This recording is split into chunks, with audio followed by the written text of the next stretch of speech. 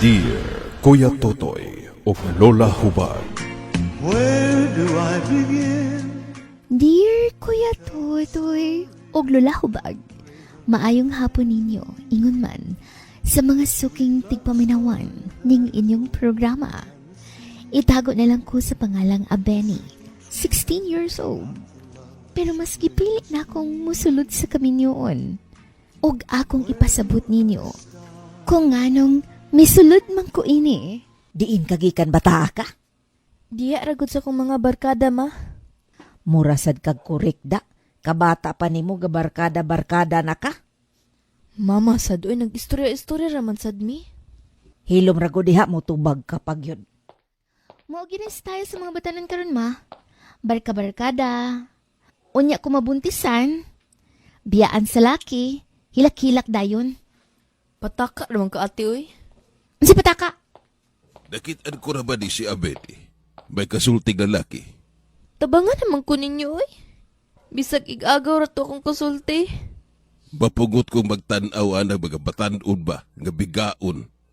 Sa iyo kayong gaigat-igat. Grabihan sa diyo makasulti, oy. Sobra naman po na inyo, ha.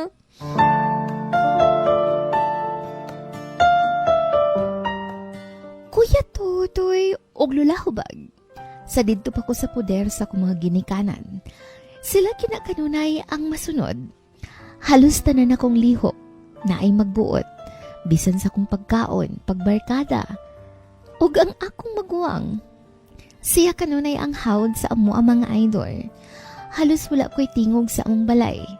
Kay kontrahon man ko sa akong ate. Pero, musukol siya sa among ginikanan. Inig kagabi ipod, lain na pong problema. Kaya nga akong papa. Palahupog. Pag uli anak sa balay mga idol, magmaoy. Luoy po din taon ang akong inahan. Kung makitaan ko nga naay barkadang lalaki. Bisag igagaw ra, laino na napagsabot ni papa.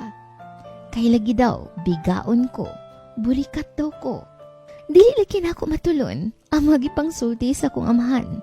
Dungagan pa sa kong ate. Nga grabe pod kasalbahis. Dili na gani ko ganhang magpundo sa mong balay mga idol, tungod niya. Kay kung na ako sa iyang palibot, musurok man ang iyahang dugo, og iyaha kong daog-daogon. Hapakon og silhig, sumbagon, gukuron, batuon. Maunay hinungdan nga dili ko magpundo sa balay, imbis kay dili ko ganahang maglatagaw mga idol. Pero para makaiwas sa samok, mulakaw na lang ko. Kay kung buyagon pud nako ang akong ate, ang ako man sang mga gamit sa eskwelahan ang iyang pahimungtan, sama sa akong mga papel ug notebook. Tanang-tanan, iyahan ang gipanggisi mga idol. Pero, bisag gisi na, gamiton lang gihapon nako. Kay unsa man say among ipalit og bag-o. Nga gasalig raman mi sa 4 piece mga idol. Tungod kay ang akong papa, walay obra mga idol, ug kung makaobra man, kuwang rapod kaayo. Kung naasad ko'y balon sa eskwelahan, kuhaon pod sa kong ate. Grabe gyud siya kasalbahis. Ma! Kasaba ba nimo diha? Naunsa man ka? Naunsa man ko mga sinina, ma. Kisa may naggunting ani. May lain pa ba? Unsa man di sala na ko kay ate, ma. Ngano aniyan man ko niya? Ay, ambutan ang maguwang nimo. Alos ti buok kinabuhi na ko, ma. Mura ko gisilutan. Unsa may sala na ko?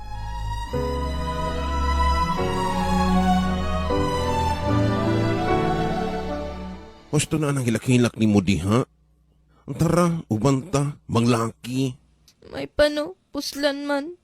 Gani, enjoy life, oy. Sana all, na freedom. Ay naku, unang nalag-imot diha. Ang tara na, manuroy ta.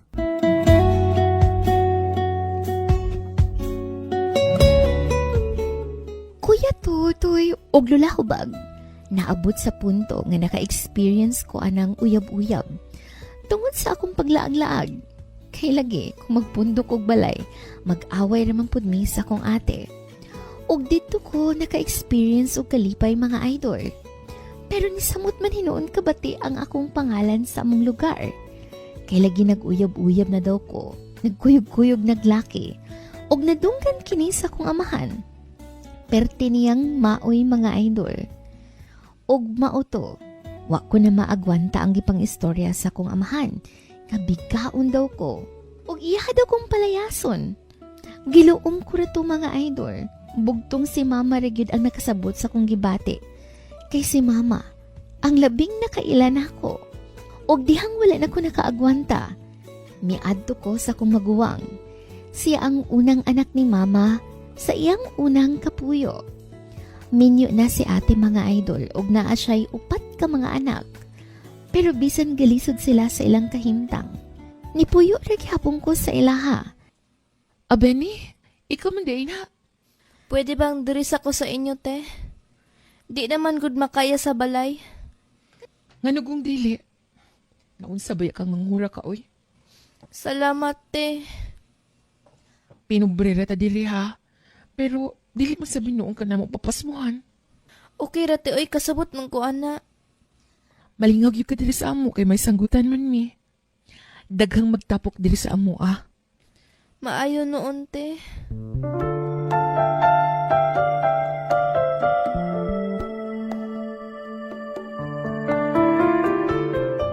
Kuya Tutoy og Lola Hubag, tungod lagi kay daghang manginumay og tuba sa lugar nilang ate. Dito na ko nakaila si Albert. O sana dito si Albert. Nagka-close mi mga idol og eventually nagkauyab mi. Abi na kong mututo lang ako mga ginikanan. Pero nisugot ramang pud sila. Basta daw, tarungon ko. That time, 14 pa lang ko mga idol, og si Albert, 27 na. Og baon na to, welcome si Albert, nga mamisita sa among balay. Pero sa dihang, gipailan ako ni Albert sa iyang pamilya mga idol. Natingala na lang ko. Sa iyang mga ipangsulti sa iyang mga ginikanan, nga mamalay na daw siya. Nasyak lagi ko Kuya Tutoy, og Lola Hubag. Wala gani ko katubag, dihang gipangutana ko sa iyang mama. Ningisir ako, kiwa pa mong kukoy buot ato. 14 pa lang ko mga idol. Og diha-diha dayon, giplanuhan na nila kung unsay pamaliton alang sa pamalay. Ug samtang nagkaduol ang petsa sa pamalay mga idol, nahadlo ko ug gusto kong mo-back out. Ngano kaga? Nahadlok man ko, oy. O ganong mahadlok ka man ha? Di pa ka ana, seryoso ko nimo. Ug wala man si pagtutol ato mga ginikanan. Makaya kaya nako ang responsibilidad sa asawa. 14 pa lang biya ko. Matun-an mo ra ka na ga. I-cancel lang usa na to, oy. Ga, Dili pa ko ready, ani ba? Daghan pa kong pangandoy. era ko pabinuang diha ga. Nakaready na ba ya ang tanan? Nakabalo na ako makaliwatan. Nga mamalay na ko. Ay pa ko pakaulawi ga.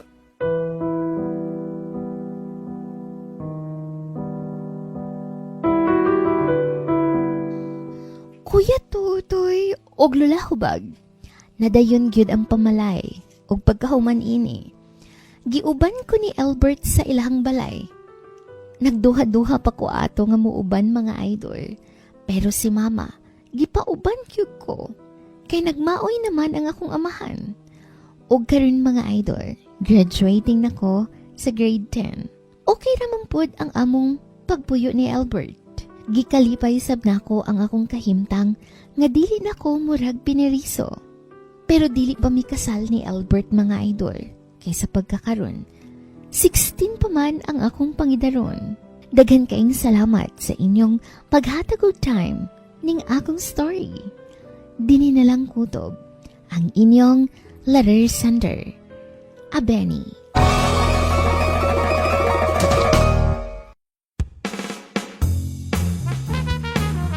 Maadjong hapon sa ato ang letter sender nga gitago nato sa pangalang Benny. Kuya Totoy, Malamay hapon. maadjong hapon po nimo din ha Kuya Totoy og nimo pod my loves kabisyon. Nahala arita ni Inday Benny. Congratulations kay nakahawa na ka sa inyong panimalay. Congratulations kay pwede na ka mo decide sa imong kaugalingon. Ang maayo nimong buhaton paningkamot o eskwela. Kay kung makahuman na kag eskwela, pwede na ka manarbaho. Pag makatrabaho na ka, kabalo na kas diskartes kinabuhi. O kung kabalo na kas diskartes kinabuhi, ang success na imusagpa sa ubang tao nga nagbiay-biay nimo atong mga panahon ng wa pa kay buot, atong mga panahon ng paminaw nimo pinireso ka, atong mga panahon ng wa kay kagawasan sa imuhang kaugalingong panimalay o imong desisyon. Di ba la? Yes, mintras batanon pa kaday, 16 pa man ka. So padayon na imuhang pagtuon, graduating ka karon sa grade 10.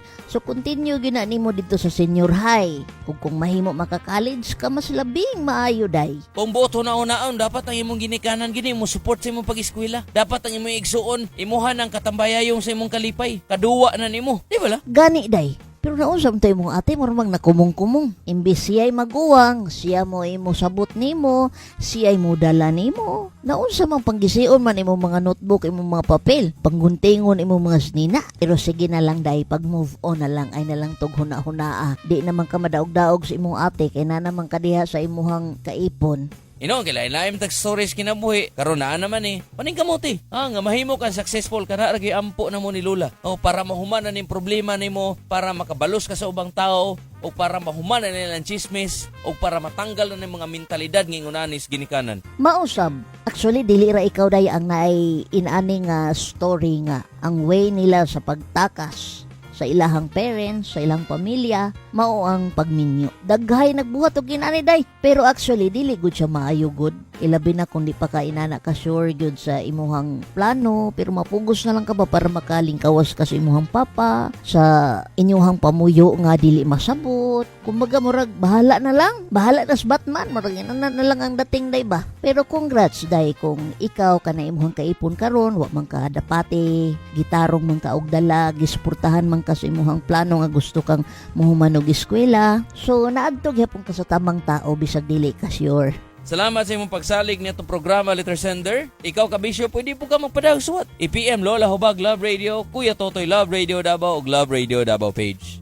Again, daghang salamat Inday Abeni ug daghang salamat usab sa ato ang mga sponsors, ang Royal Derm and Beauty Lounge, may dalang Arcastillo ning syudad, ibabaw sa Mercury Drug. Ma'am Hena Barro, daghang salamat. Crabs and Company, Salamiang Seafoods, thank you. Sisig Factory, Rose Bake Shop, Cheat Time Lanang, daghang salamat. Pasulmo, luto ko at Lindos Farm para sa Lamiang Hito, diya sa Barangay Los Amigos, Tugbok. Ma'am Rose Marilindo, thank you. Salamiang Kakanin, Dulces Kakanin. Sir Archie Austria, daghang salamat sir. Ug sa mga magpasamal din ha, dito mo order og lechon sa Swak. Lechon Samal. May dito kay nag-deliver sa inyo aga. Aso pang lechon. Bawal man po magdalag lechon dito kay Davao. Swak Lechon Samal, thank you very much Ma'am Annalyn Bacos. And of course, G-Pods, Homestay and Cafe. Sa Baganihan, Marilog, gikan mo dito sa Davao, left side na siya, my loves. Kung gabiyahe mo, my loves, hapit mo dito, pag-order mo dito, daghan dito pagkaon, and of course, lamian ang ilang mga kape. Ug labaw sa tanan, pwede mo mag-homestay dito, pwede mo mag-check-in. G-Pods, Homestay and Cafe. Daghang salamat mga sponsors. Ako si Kuya Totoy. Ug ako si Lola Hubag. Feel good lang. Always!